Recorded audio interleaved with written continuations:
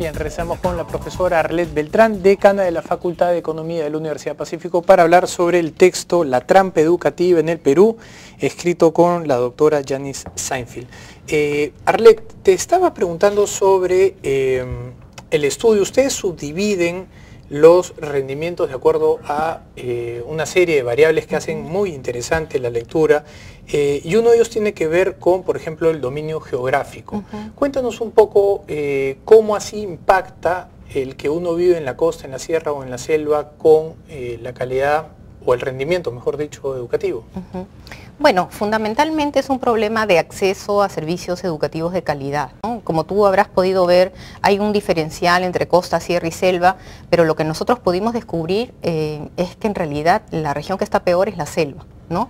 Y insisto, ahí es un problema de acceso, ¿no? Una gran dispersión de familias en donde es un poco difícil ofrecer servicios de calidad, y súmale eso obviamente que también trae un background, digamos, que con déficit, ¿no? O sea, padres con bajo nivel educativo, condiciones para el estudio en casa que no son las mejores, ¿no? Eso fue algo que me llamó mucho la atención al revisar, porque efectivamente la sierra tiene mejores rendimientos en los exámenes que la selva, cuando en la sierra hay mayores niveles de pobreza. O sea, no hay una relación entre pobreza y rendimiento. La hay, pero ahora que nosotros hemos estado revisando las cifras justamente para este estudio que estamos haciendo de los lineamientos de atención a la primera infancia, hemos descubierto que efectivamente la selva, en muchas zonas, porque no es, digamos, en forma homogénea, pero en muchos distritos, está bastante peor que la sierra, ¿no? Y que se han logrado una serie de avances en la sierra por todos los programas sociales que se han implementado en los últimos años, pero que la selva sigue siendo la zona más desprotegida en realidad. Ahora, los colegios en la sierra son casi todos por esencia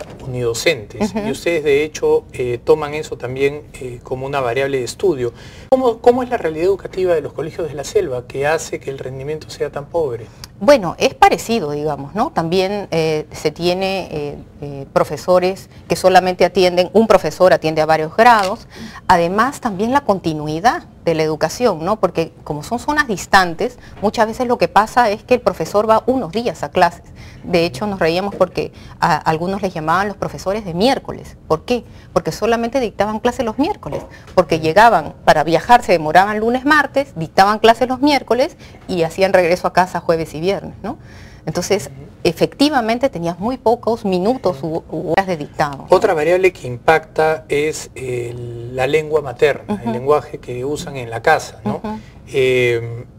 Tal vez en la selva, por la diversidad de lenguas, también es un factor que afecta el rendimiento. Sí, un problema grave en realidad es cuando la educación no está adaptada a las necesidades de la zona, ¿no? Piensa en un niño, sobre todo pequeño, que va a unas clases en donde la profesora no habla el idioma que él domina, ¿no? Entonces es mucho más complicado para él aprender y asimilar los conceptos. Entonces, por eso es que se están haciendo todos esos esfuerzos de la educación bilingüe, ¿no? Que sería en realidad óptimo en el caso de estas zonas en donde la lengua materna no es el castellano.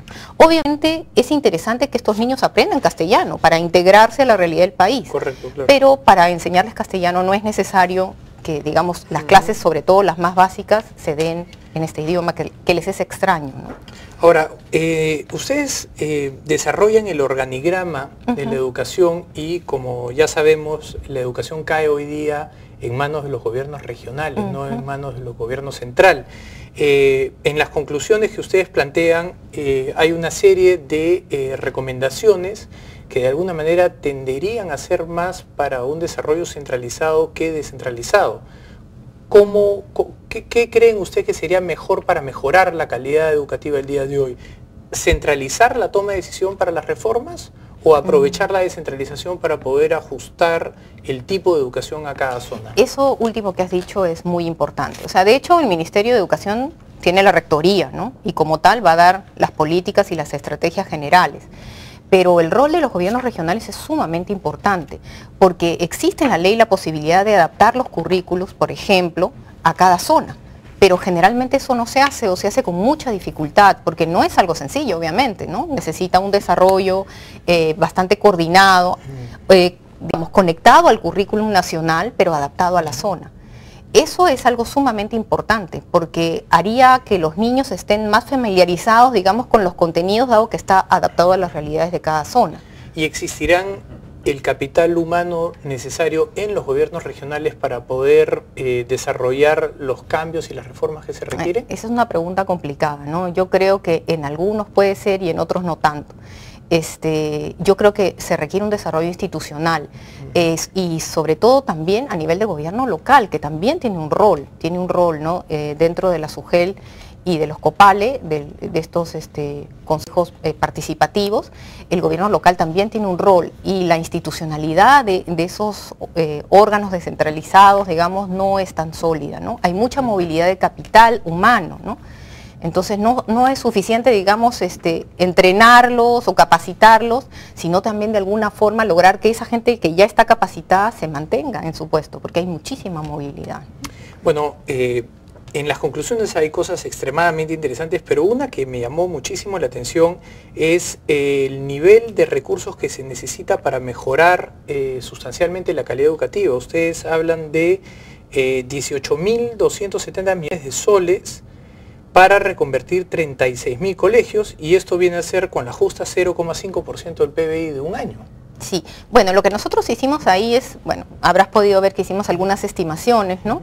Y trabajando con las variables de oferta y demanda más importantes, calculamos cuánto se necesitaría para reconvertir los colegios que tenemos ahora en estos colegios que llamamos nosotros el colegio modelo, es decir, el colegio que está mejor en todos los aspectos de infraestructura, docencia y gestión.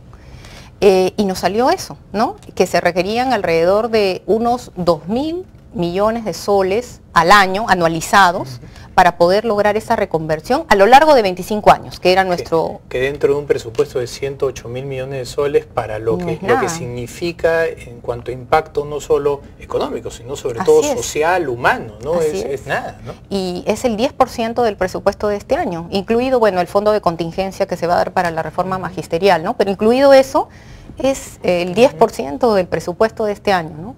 Entonces, en realidad lo que yo creo es que se requiere orientar esos recursos hacia las acciones más costo efectivas, ¿no?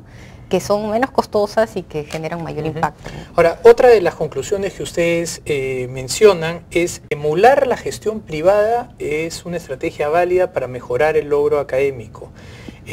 ¿Cuáles podrían ser esas formas de emular la gestión privada? Lo que pasa es que el director necesita más flexibilidad, mucha más flexibilidad. Yo sé que no es posible, digamos, prescindir del servicio de algunos docentes, sobre todo en los colegios públicos, pero sí tendría que haber alguna forma de que él pudiera seleccionar al capital humano más valioso para poder trabajar con él y que no tenga, digamos, esa gente impuesta, ¿no? ¿Han considerado ustedes la posibilidad de sistemas, por ejemplo, como los cupones educativos, donde se subsidia la demanda educativa y no así la oferta? Sí, ese es un sistema que a mí me parece bastante interesante, ¿no? Y que se ha desarrollado en muchos países, sobre todo para educación superior, ¿no?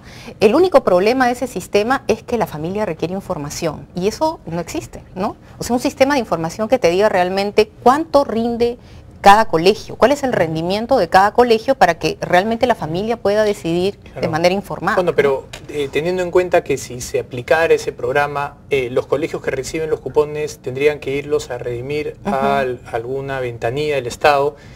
Bien se podría articular un sistema de monitoreo en el cual se toman exámenes y luego hay algún tipo de forma de señalar a los familiares qué tipo de educación tienen. Claro, ¿no? Aquí nosotros tenemos, digamos, la información, pero esa no se difunde por nivel de colegio, por ejemplo, ¿no? O sea, cómo están saliendo los colegios privados, por ejemplo, o los públicos en la evaluación censal. Esa sería información valiosísima para los padres de familia para poder elegir el colegio al cual mandar a su hijo, ¿no? ¿Cuáles crees tú que son las perspectivas de largo plazo de mantenerse el status quo? O sea, si mantenemos las cosas como están, ¿qué crees que va a suceder en el mediano plazo? Va a haber un freno al crecimiento, porque el capital humano, nuestros niños, que más adelante van a ser los profesionales del futuro, no van a estar suficienmente preparados, ¿no? La reforma magisterial que se ha otorgado, fundamental. ¿Pero te parece suficiente? O... a mí me parece que todos los maestros, todos los docentes deben ingresar a la carrera pública magisterial, ¿no? Y que los ascensos deben ser efectivamente meritocráticos, ¿no? O sea, ascensos y incrementos de remuneraciones contra estas evaluaciones, que no sé si hay que revisarlas o mejorarlas. Obviamente se puede hacer, pero que no deben prescindirse de ellas, ¿no? Porque es fundamental garantizar, ese es el insumo principal de los alumnos, ¿no? Un buen docente hace la diferencia. Ahora, teniendo presente los resultados en cuanto a calidad del sistema educativo peruano, ¿tiene sentido tener normas laborales tan inflexibles que hacen que personas que no están debidamente capacitadas fuera del ámbito laboral sea cada vez más difícil integrarlas al mercado laboral, donde por último podrían desempeñar capacidades ad hoc a una máquina o a un proceso y hacer de esa manera más productivo a los trabajadores peruanos? No, definitivamente no. O sea... Porque una cosa está ligada a la otra, ¿no? La educación está ligado al sector laboral y lamentablemente parece como si los que toman las decisiones de políticas públicas no tomaran esas dos condiciones en cuenta. No, es fundamental, ¿no? Y, o sea, la capacitación que va a recibir la persona desde pequeña va a garantizar su nivel digamos, su capital humano para el futuro. Y va a ser más fácil el tránsito desde el colegio hacia la universidad o hacia un instituto técnico, ¿no? Y está demostrado, digamos, que ese paso garantiza una reducción de la probabilidad de la pobreza de esa persona, que después obviamente tendrá una familia. ¿Cuáles crees tú, ya para finalizar, lamentablemente se nos acaba el tiempo, cuáles crees tú que son las principales reformas que tenemos que hacer en el sistema educativo peruano? Mira, yo creo que la de docentes es fundamental. Y yo creo que se está yendo por buen camino, pero espero que por cuestiones políticas no se retroceda o se revierta, ¿no? No solamente en una cuestión de mejora salarial que es necesaria, sino también la profesionalización de la carrera pública, que es lo que se está tratando de hacer con estas evaluaciones. Pero creo que algo muy importante también es la parte de gestión. No hay que olvidar al director del colegio, ¿no? Y él también requiere una capacitación y una profesionalización mayor. Muy bien. Bueno, Arlet, las felicito mucho por el libro. La verdad es que ha sido muy interesante leerlo y, bueno, esperamos tenerte más adelante en el programa. Ok, muchas gracias por la invitación. Bien. Hasta luego. Bien, vamos a una pausa, regresamos.